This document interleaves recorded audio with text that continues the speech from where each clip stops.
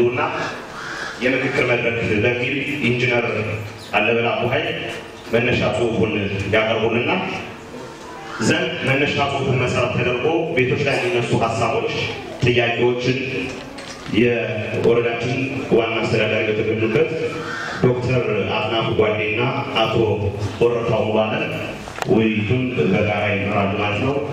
በማዕከላችን የማዕከላዊ ጎንደር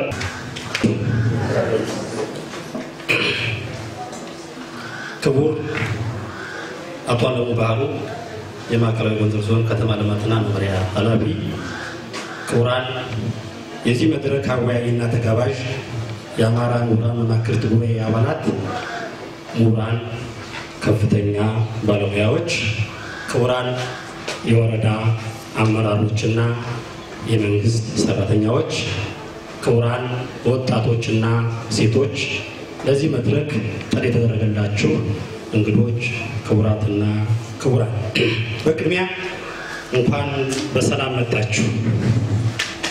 የዚህ ውይይት ዋነኛ ዓላማ በአሸባሪው ጁንታ የተደጉትን የተጋረጠብንን የህልውና አደጋ ለመመከት በጋራ ለመምከርና ኢትዮጵያን በተቀናጀ በተባበረ ውጤት ሀገራችን ከብተና ለመታደግ ነው።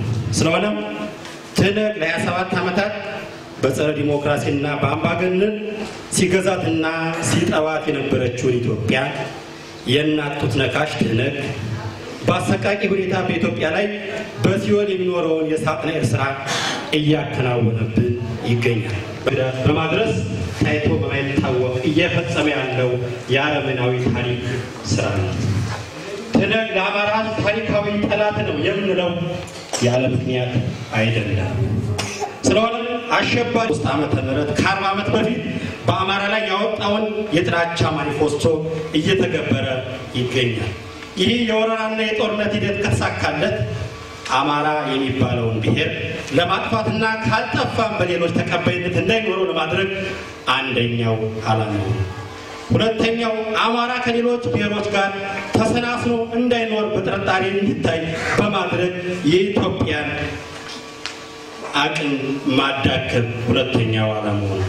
ይህንና መሰል የድብቅ ሴራ ይዞ በመንቀሳቀስ በየአቅጣጫው ጦርነት የከፈተብን መሆኑ ይታወቃል።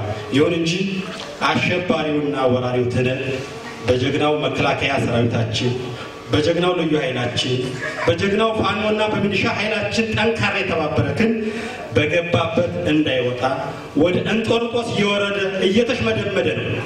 ከሞት የተረፈው አውጭኝን እየፈረጠጠ ይገኛል። ስለሆነ ይህን አሸባሪ ጁንታ እስከ መጨረሻው ልናሸንፍና ጠራርገን ልናስወጣው የምንችለው አንደኛው ሁሉም በየተሰማራበት ዘርፍ አንድ ሆነን ስናስብና በየተሰጧችን ስንተባበር ብቻ ነው። ሁለተኛው ሁሉም ወጣት የዘመቻ ጥሪውን ተቀብሎ በመከላከያና በልዩ ኃይል ወደ ሰራዊቱ መቀላቀል ሲችል ብቻ። እኛ ደግሞ ከዚህ ምን ማለሰለን ማለት ነው ችግሩ ሴቶች ተደፍረዋል። የመንግስትና የግለሰብ ንብረቶችን አሟጦ ዘርፏል። ያልወሰደው ሰብሯል፣ አጥፍቷል፣ አቃጥሏል፣ አውድሟል። የመንግስት ተቋማትና የግለሰብ ቤቶችን አቃጥሏል። ትነግ በአማራ ሊቃን ሂሳብ አወራዳለው ሲል በአጠቃላይ በአማራ ሕዝብ ላይ ጦርነቱን ያወጀ መሆኑን በፍጹም አስወራሪ ወንጀል፣ አስነዋሪ ወንጀል አረጋግጧል። እኛ ምንድን ነው የምናደርገው? በዚህ የመንግስት ሰራተኛው በቃ የዕለት ተዕለቱ ህይወቱን አሁን እንደቀጠለ ነው። ሌላውም እንደዚህ ነው። አትሊስት የተወሰነ እንኳን ሂዳችሁ ብታዩ ያን ነገር እዛ አካባቢ የተፈጠረውን ነገር ብናይ ያመናል። መከላከያ ተቋማትን ዜሮ አድርጓል።